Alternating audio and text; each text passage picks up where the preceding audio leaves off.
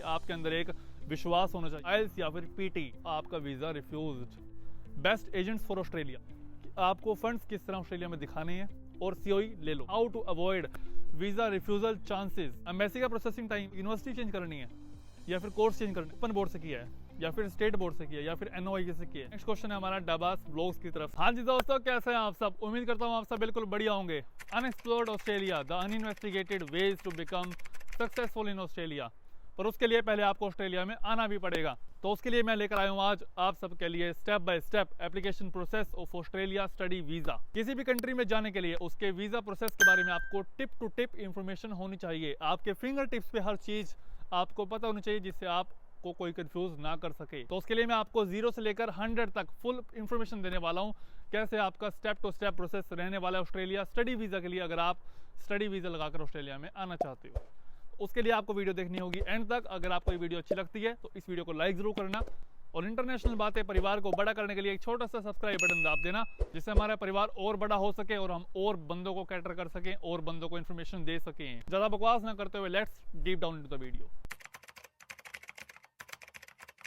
हमारा सबसे पहला स्टेप है क्रिएटिंग अ फेथ या फिर क्रिएटिंग अ डिसीजन। किसी भी कंट्री को चूज करने से पहले आपके अंदर एक विश्वास होना चाहिए कि आप उस कंट्री में जाओगे, वहां पर जाके सक्सेस हासिल करोगे। स्टडी वीजा का प्रोसेस बहुत लंबा है, बहुत लेंदी है, बहुत टाइम टेकिंग है। तो इसके लिए आपके अंदर कॉन्फिडेंस होना चाहिए, साथ में पेशेंस मैंडेटरी है।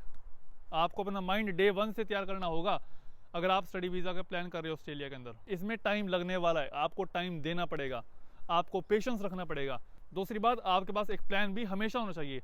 मान लो अगर ऑस्ट्रेलिया ने आपका वीजा रिफ्यूज कर दिया, ऐसा ना हो, मैं उम्मीद करूंगा, पर मान लो अगर हो गया तो क्या करोगे आप? तो आपके पास एक प्लान भी होना चाहिए जिसे आप हाथ पे हाथ धर के ना बैठो और काम करते रहो। तो आप किसी और कंट्री को टारगेट कर सकते हो, जैसे कनाडा हो गया, अमेरिका हो गया, न्यूजीलैंड हो गया या फिर यूरोपियन कंट्रीज हो गई। सेकंड स्टेप है हमारा creating a good and genuine profile.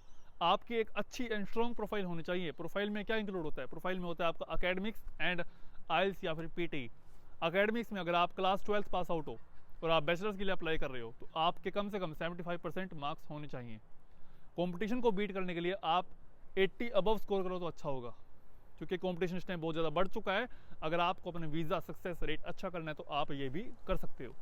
दूसरा, अगर आप मास्टर्स के लिए अप्लाई कर रहे हो तो आपके 7 से ज़्यादा बैकलॉग्स नहीं होने चाहिए, साथ में आपके 70% मिनिमम मार्क्स होने चाहिए। अब दूसरा स्टेप है हमारा आइल्स या फिर पीटी। अब ये बहुत ज़्यादा इंपॉर्टेंट है। क्यों? क्योंकि अगर आपका ऑस्ट्रेलिया वीज़ा रिफ्यूज़ कर देता है तो आपको दूसरी कंट्री जाना पड़ेगा, पर दूसरी कंट्री में पीटी नहीं चलेगी, वहाँ पर आपको जाके आईएलसी करनी पड़ेगी, उसके लिए आपको आईएलसी करनी पड़ेगी। तो अगर ऑस्ट्रेलिया टारगेट करना है तो आप पीटी कर सकते हो, PG is the easiest way to go. But अगर आप डिफरेंट कंट्रीज़ को भी ऑप्शन अपने रखते हो, प्लान बी में रखते हो, तो आप आईएल्स कर सकते हो प्रेफर। आईएल्स की मिनिमम रिक्वायरमेंट ऑस्ट्रेलिया के अंदर है 6 bands for bachelors and 6.5 for masters. And PT की आप वाइस वर्सा देख सकते हो, जो कि होगी 52 एंड 58। फिर थर्ड एंड मोस्ट इंपॉर्टेंट है हमारा गैप। यार गैप नहीं होना चाहिए आपको ऑस्ट्रेलिया के लिए। अगर आपका गैप हो गया तो आपका वीज़ा रिफ्यूज्ड। अब घबराना मत, अगर आपके पास गैप है भी ना तो आप उनको गैप का प्रूफ दे दो कि आपने उस गैप में क्या किया। या तो आपने कोई एकेडमिक एग्ज़ाम दिया होगा, या मान लो आपने कोई एनडीए एग्ज़ाम दिया होगा, कोई आपने नीट एग्ज़ाम दिया होगा, जे एग्ज़ाम दिया होगा, तो आप उसके एडमिट फॉर्म लगा सकते हो कि भाई मैंने ये एग्ज़ाम दिया है, ये मैंने अपनी फील्ड से रिलेटेड काम किया है, तो उसमें मेरा टाइम ज़्यादा ज़ाया हो गया। ठीक है, तो आप वो लगा सकते हो। या आपने कोई कोचिंग ली है तो आप वो भी उनको दिखा सकते हो, उसका इन्वॉइस लगा सकते हो। पर आपका गैप मिनिमम 6 मंथ हो तो बेटर है। अगर आपका 6 मंथ से ऊपर है फिर आपको प्रूफ देना पड़ेगा गैप का अपने। स्टेप थर्ड है हमारा choosing a good education consultant. आपको पता ही है यार, एक अच्छा एजेंट होना कितना जरूरी है। आपका एक अच्छा एजेंट वीज़ा रिफ्यूज़ भी करवा सकता है, वीज़ा ग्रांट भी करवा सकता है। कैसे? अगर कोई रजिस्टर्ड माइग्रेशन एजेंट होगा तो वो आपको आपके हित की सलाह देगा, वो ऐसी एडवाइस देगा जो आपके लिए अच्छी हो। पर जो कोई 2 नंबरी वाला एजेंट है वो आपको वैसी सलाह देगा जो उसके लिए अच्छी है, जो वहाँ से उसको अच्छा कमीशन मिले। इसमें बात आती है यूनिवर्सिटीज़ की। यूनिवर्सिटी वाला अगला स्टेप है, वो मैं बताऊँगा आपको। पर उसके लिए आपको पहले एक अच्छा एजेंट चूज़ करना होगा। ऑस्ट्रेलिया के लिए एक अच्छा रजिस्टर्ड एजेंट जिसके पास होता है मारा, जिसे हम बोलते हैं मारा रजिस्टर्ड एजेंट्स। उनके पास एक मारा नंबर होता है, आप उनसे कनेक्ट कर सकते हो। इसमें मैं आपको प्रेफर करूँगा आईडीपी इमिग्रेशन। ये बंदे फ्री हैं, जेन्युइन है, रजिस्टर्ड हैं, कोई टेंशन लेने की जरूरत नहीं है। अगर आपको इनके पास नहीं जाना तो फिर आप एक काम करो, डिस्क्रिप्शन में जाओ, वहाँ पर आपको लिस्ट मिलेगी बेस्ट एजेंट्स फॉर ऑस्ट्रेलिया। वहाँ पर आप जाके उस आर्टिकल पे पहुँचो। वो आर्टिकल हमारी वेबसाइट का है, उस पर आपको सब यूनिवर्सिटी के नाम मिल जाएंगे। जिस भी यूनिवर्सिटी में आपको अप्लाई करना है वहाँ पर क्लिक करके आप उनके रजिस्टर्ड माइग्रेशन एजेंट से बात कर सकते हो। तो वो भी एक बेटर वे है ऑस्ट्रेलिया के लिए रजिस्टर्ड माइग्रेशन एजेंट फाइंड करने का। उसके बाद स्टेप 4 जो कि मोस्ट इंपॉर्टेंट है, वो है चूजिंग अ गुड यूनिवर्सिटी। आपको पता होना चाहिए कि यूनिवर्सिटी दो तरह के होते हैं ऑस्ट्रेलिया के अंदर, लेवल 1 एंड लेवल 2। लेवल 1 जिनका यार थोड़ी रैंकिंग अच्छी है, जो एम्बेसी की नज़र में थोड़ी अच्छी यूनिवर्सिटीज़ हैं, जिनका वीज़ा ग्रांट होने के चांसेस अच्छे हैं। लेवल 2 जिनकी रैंकिंग इतनी अच्छी नहीं है। अब एजेंट्स आपको क्या करते हैं, जो 2 नंबरी वाले एजेंट्स होते हैं ना, वो आपको लेवल 2 में भेज देंगे। लेवल 2 में क्यों भेजेंगे? क्योंकि वहाँ से उनको मोटा कमीशन मिलेगा। पर जो रजिस्टर्ड माइग्रेशन एजेंट्स हैं वो आपको प्रेफर करेंगे लेवल 1 के अंदर। पर फिर भी आपको लेवल 1 यूनिवर्सिटी के बारे में पता होना चाहिए। अगर आपको लेवल 1 यूनिवर्सिटी के बारे में पता करना है ना, तो आप डिस्क्रिप्शन में जाओ, वहाँ पर आपको एक आर्टिकल मिलेगा level 1 and level 2 universities in Australia. आप जाकर वो भी पढ़ सकते हो। नहीं तो आप जा सकते हो हमारे इंटरनेशनल बातें इंस्टाग्राम पेज के ऊपर, जहाँ पर आपको फर्स्ट पिंड रील में मिल जाएंगी लेवल 1 यूनिवर्सिटीज़, सेकंड पिंड रील में मिल जाएंगी आपको लेवल 2 यूनिवर्सिटीज़ ऑफ ऑस्ट्रेलिया, और जाके आप उसे फॉलो कर सकते हो, जिससे आप अप टू डेट रहो लेटेस्ट इंफॉर्मेशन से। 5वां एंड इंपॉर्टेंट स्टेप है हमारा choosing a related course to your previous studies. जो स्टडीज़ आपने पहले की हैं, मान लो अगर आप नॉन मेडिकल स्ट्रीम से हो तो आप चूज़ करो IT या फिर कंप्यूटर साइंस। अगर आप मेडिकल स्ट्रीम से हो तो आप चूज़ करो फार्मेसी या फिर नर्सिंग। अगर आप कॉमर्स स्ट्रीम से हो तो आप चूज़ करो बिजनेस या फिर अकाउंटिंग। अगर आप आर्ट्स स्ट्रीम से हो तो आप चूज़ करो सोशल वर्क एंड हॉस्पिटैलिटी। ये सब काम करने के बाद आपका आता है 6th स्टेप, जो कि है कंडीशनल ऑफर लेटर अप्लाई करना। एक यूनिवर्सिटी में कंडीशनल ऑफर लेटर अप्लाई करना, ये हो सके तो आपका 1-2 दिन के अंदर भी आ जाएगा, नहीं हफ्ता भी लग सकता है। यूनिवर्सिटी से कंडीशनल ऑफर लेटर आने के बाद आपका 7th स्टेप आता है अपने डॉक्यूमेंट्स को वेरीफाई करवाना, अपने फंड्स को वेरीफाई करवाना। फंड्स होते हैं बेसिकली आपकी 1 साल की ट्यूशन फीस, जो कि है 25,000 से लेकर 30,000 ऑस्ट्रेलियन डॉलर्स, प्लस आपका 1 साल का लिविंग कॉस्ट जो पहले थी 24,000, पर अब इन्होंने बढ़ा के कर दिया वो 29,710, प्लस आपका ट्रैवल कॉस्ट, जाने का फेयर और आने का फेयर, दोनों मिला के हो गए 4,000 ऑस्ट्रेलियन डॉलर्स। तो ये टोटल हो गया आपका 55,000 से लेकर 60,000 ऑस्ट्रेलियन डॉलर, जो आपके खाते में होने चाहिए। मोटा मोटा मैं बता दूं, आपको चाहिए होंगे 3 मंथ पुरानी बैंक हिस्ट्री या फिर 3 मंथ पुराने ओल्ड फंड्स, प्लस जो आपके फंड शो कर रहे हैं उनके 3 साल की ITR, साथ में आपके वैलिड सोर्स ऑफ फंड्स कि आपके फंड्स कहाँ से आए हैं, उनका क्या क्या डॉक्यूमेंट है, उनके क्या क्या सोर्स हैं। उस चीज़ के लिए अगर आपको फुल इन्फॉर्मेशन चाहिए, फुल वीडियो चाहिए उसके ऊपर, तो मैंने वो ऑलरेडी बना के रखी हुई है कि आपको फंड्स किस तरह ऑस्ट्रेलिया में दिखाने हैं, कौन कौन आपके फंड दिखा सकता है, क्या क्या आपको डॉक्यूमेंट रिक्वायर्ड होंगे। अगर आप फार्मर बैकग्राउंड से हैं, अगर आप बिजनेस बैकग्राउंड से हैं, अगर आप सेल्फ एम्प्लॉयड हैं, तो आपको क्या क्या डॉक्यूमेंट दिखाने होंगे, या ITR आपको कितने टाइम की चाहिए होगी। तो उस वीडियो का लिंक आपको आई बटन में मिल जाएगा, वो जाके आप चेक कर सकते हो। नहीं तो उसका आर्टिकल भी आपको नीचे मिल जाएगा, how to show funds in Australia. 8th step है हमारा GST interview, genuine student test interview, जो कि यूनिवर्सिटी आपका एक छोटा सा इंटरव्यू लेगी, वो देखेगी कि आप यार जेन्युइन हो या फेक बंदे हो। तो उसको प्रिपेयर करना बहुत ज़्यादा मैंडेटरी है, क्योंकि अगर आप उसमें फेल हो गए तो आपका सारा प्रोसेस शट डाउन हो जाता है वहीं पर ही। पर अगर आप उसको पास कर लेते हो तो आपके अच्छे चांसेस हैं वीज़ा आने के। GST इंटरव्यू में क्या क्या क्वेश्चन पूछे जाने वाले हैं वो भी मैंने डिस्क्रिप्शन में आर्टिकल एम्बेड किया हुआ है, वो भी आप जाके पढ़ सकते हो। ये सारा ताम झाम होने के बाद आपका आता है अनकंडीशनल ऑफर लेटर, 1 से 2 दिन के अंदर वो आ जाएगा। उसका ये मतलब है कि अब आपका सारा प्रोसेस डन हो चुका है यूनिवर्सिटी की तरफ से। अब आप अपनी फीस भरो और COE ले लो। जैसे ही आपको अपनी COE ग्रांट हो गई, कंफर्मेशन ऑफ एनरोलमेंट, थोड़ी ठंडक रखो, यानी कि आपका आधा काम डन हो चुका है। अब आगे काम आपका MSc से रिलेटेड होगा। वो क्या है, उसके बाद आपको लेना होगा OSHC, यानी कि ओवरसीज स्टूडेंट हेल्थ कवर। जब तक आपका वीज़ा रहेगा आपके पास एक इंश्योरेंस होना चाहिए, तो वो इंश्योरेंस आपको अपना एजेंट लेके दे देगा। प्रेफर करना एक निब होती है कंपनी, निब का लेके आना। तो वो उसकी कॉस्ट होगी आपकी 2,000 से लेकर 3,000 ऑस्ट्रेलियन डॉलर्स। फिर आपको अपनी मेडिकल डेट चूज़ करनी होती है, जिसमें आपका मेडिकल होता है, आपका चेस्ट एक्सरे, आपका यूरिन टेस्ट, आपका फुल बॉडी चेकअप होता है। इसकी फीस होती है समवेयर अराउंड 100 से लेकर 200 डॉलर्स।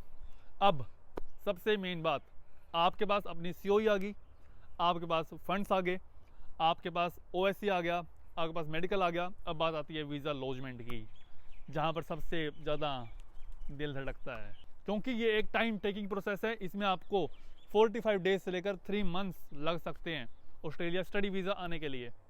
अगर आपको देखना है कि latest Australia study visa processing time क्या चल रहा है, तो आप जाओ हमारे इंटरनेशनल बातें इंस्टाग्राम पेज के ऊपर, वहाँ पर आपको बायो में एक लिंक मिलेगा, latest Australia study visa processing time, आप उसको जाके देख सकते हो। नहीं तो मैं डिस्क्रिप्शन में इसका भी लिंक डाल दूंगा, आप वो भी चेक कर लेना। अब बात करते हैं सबसे मेन और मोस्ट वांटेड क्वेश्चन की, जो कि है how to avoid visa refusal chances. हमारा वीज़ा रिफ्यूज़ल ना आए भाई, हमको चाहिए नहीं वीज़ा रिफ्यूज़ल, हम क्या कुछ ऐसा करें। अब मैं बता दूं यार आपको, ऑस्ट्रेलिया एम्बेसी मेरे बाप की तो है नहीं कि मैं उनको बोल दूं भाई आपको वीज़ा रिफ्यूज़ नहीं करना। उसके लिए आप कुछ ऐसा कर सकते हो जिससे आपके वीज़ा आने के चांसेस बढ़ सकते हैं। जिसमें हमारा पहला है गुड एकेडमिक्स। यार कंपटीशन बढ़ चुका है, आपको अपना एकेडमिक्स अच्छा रखना पड़ेगा। आप प्रेफर करो कि आपके 80% से अबव मार्क्स आएँ। साथ में आपके आइल्स से PTE, IELTS and PTE minimum 6 band तो लेके ही चलना, 6 से नीचे मत जाना। अगर हो भी गया ना 6 से कम, कोई बात नहीं, दोबारा कर लो, ज़्यादा टाइम लगना, दोबारा कर लो, वो आपके लिए बेनिफिशियल रहेगा, ठीक है। फिर है हमारा गैप हमारा 6 महीने से कम हो तो अच्छा है। फिर है हमारी गुड यूनिवर्सिटी, लेवल 1 की यूनिवर्सिटी चूज़ करना आपके लिए बेनिफिशियल होगा। लेवल 1 की यूनिवर्सिटी का लिंक मैंने नीचे दिया हुआ है, वो आप जाके पढ़ सकते हो। फिर है हमारा गुड एजेंट, यानी कि अच्छा एजुकेशनल एजेंट आपको चूज़ करना पड़ेगा, जो आपको टाइम टू टाइम सलाह दे सके, टाइम टू टाइम आपका साहस बढ़ा सके, टाइम टू टाइम आपसे टच में रहे, जिससे आप डीमोटिवेटेड ना हो। अब हम बात कर लेते हैं कुछ ऐसे मोस्ट पॉपुलर क्वेश्चंस के जो मुझे रिसेंटली कुछ वीडियोस में देखने को मिले हैं, जो मोस्टली बच्चे मुझसे पूछ रहे हैं। हमारा पहला क्वेश्चन पूछा गया विवेक भाई द्वारा, जो कि है भाई लेवल 1 की यूनिवर्सिटी में हमारी नर्सिंग की फ़ीस कितनी होगी 2025 के अंदर, जिसका छोटा सा आंसर है 30 से लेकर 45,000 ऑस्ट्रेलियन डॉलर्स। अगर आप किसी अच्छी यूनिवर्सिटी को प्रेफर करते हो और लेवल 1 की यूनिवर्सिटी को प्रेफर करते हो तो इतनी आपकी फ़ीस होने वाली है। वो बात अलग है कि इतनी फीस आप निकाल पाओगे नहीं निकाल पाओगे। नेक्स्ट क्वेश्चन पूछा है नवू ने, जो कि है bro I applied for ACU offer letter in March but didn't get any update. आपने ऑस्ट्रेलियन कैथोलिक यूनिवर्सिटी में अप्लाई किया था पर अब तक आपको ऑफर लेटर का कोई अपडेट नहीं मिला। तो भाई इसका आंसर है ऑस्ट्रेलियन कैथोलिक यूनिवर्सिटी लेवल 1 की यूनिवर्सिटी है, अच्छी यूनिवर्सिटी है। तो आप थोड़ा पेशेंस रखो और साफ सी बात, एक यूनिवर्सिटी के भरोसे मत रहो, डिफरेंट यूनिवर्सिटी में अप्लाई करते रहो, क्योंकि यूनिवर्सिटी की फ़ीस तो है नहीं, कुछ ऑफर लेटर कोई फ़ीस तो है नहीं, तो जस्ट अप्लाई। अगला क्वेश्चन पूछा हमारा धालीवाल भाई ने, जो कि है I launch my file on 25 April, university is university of new castle. यार न्यू कैसल यूनिवर्सिटी एक लेवल 1 यूनिवर्सिटी है, इसके लिए आपको वेट करना होगा, पेशेंस रखनी होगी। एम्बेसी का प्रोसेसिंग टाइम है 45 डेज से लेकर 3 मंथ्स। अगर आपको चेक करना है कि इस टाइम लेटेस्ट प्रोसेसिंग टाइम क्या चल रहा है तो आप डिस्क्रिप्शन में दिए गए लिंक पे जाके चेक कर सकते हो। फिर है हमारे एक भाई मोहम्मद अब्दुल्ला जी, जो कि पूछते हैं भाई मेरा रिफ्यूज़ हुआ है कल और मेरी यूनि भी अच्छी थी लाट्रोब। भाई पहली बात तो लाट्रोब यूनिवर्सिटी अच्छी नहीं है। लाट्रोब यूनिवर्सिटी एक लेवल 2 यूनिवर्सिटी है जिसमें आप अप्लाई मत करो, आपका वीज़ा रिफ्यूज़ होना ही होना है, ठीक है। अच्छा एजेंट चूज़ करो, अच्छी यूनिवर्सिटी चूज़ करो, पेशेंस रखो, हो जाएगा। अगला क्वेश्चन पूछा है हमारे विलेजर ने, प्लीज़ ये इनका नाम है, इन्होंने क्वेश्चन पूछा है NSW टैफे कॉलेजेस कैसे हैं भाई। यार कॉलेजेस ख़त्म, कॉलेज में अप्लाई मत करो। कॉलेजेस का हमेशा कंपेरेबल टू यूनिवर्सिटीज़ भट्टा गोल है, इनमें वीज़ा आपका आएगा नहीं, अगर आ भी गया तो आप बहुत लक्की हो। अगला क्वेश्चन पूछा हमारे राहुल मलिक भाई ने, जो कि है भाई अगर नवंबर इनटेक में एडमिशन हुआ हो और यूनिवर्सिटी चेंज करनी हो एक सेमेस्टर के बाद तो कैसे होगा। बात देखो ऐसी है, अगर आपको यूनिवर्सिटी चेंज करनी है या फिर कोर्स चेंज करना है तो आपको 6 मंथ तक का वेट करना पड़ेगा। पर अगर आपको उसी यूनिवर्सिटी में डिफरेंट कैंपस में जाना है फिर आप यूनिवर्सिटी में जाकर बात कर सकते हो, विद इन 1 मंथ आप चेंज कर सकते हो। नेक्स्ट क्वेश्चन है हमारा खुशी मेहता की तरफ से, जो कि है bro visa application status received है तो उसके बाद कितना टाइम लगेगा, प्लीज़ रिप्लाई।